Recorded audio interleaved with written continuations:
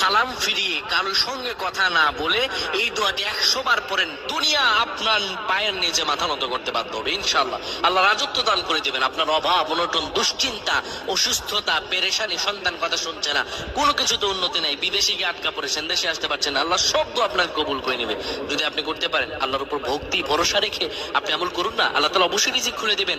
আল্লাহ তাআলা আল্লাহু খায়রুর রাযিকিন, আল্লাহ হচ্ছে উত্তম রিজিক দাতা। আল্লাহ আপনার তো অবশ্যই কবুল করবেন। আল্লাহ বলেছেন উদউনি আস্তাজিব লাকুম, আমার কাছে চাও আমি দিয়ে দিব।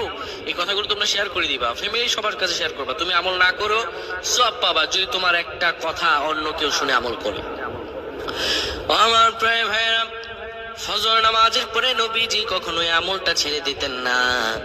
কেউ যদি ফজর নামাজের পরে পড়ে সুবহানাল্লাহি ওয়া বিহামদিহি সুবহানাল্লাহিল আযীম 100 বার যদি কেউ পড়তে পারে, কারো সঙ্গে কথা না বলে 100 বার পড়ার কারণে আমার আল্লাহ রব্বুল আলামিন তাকে রিজিকে বরকত দিবেন, তার হায়াতে বরকত দিবেন, তার মনো শান্তিতে বরকত দিবেন।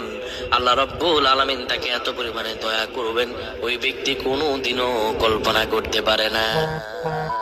সুবহানাল্লাহ।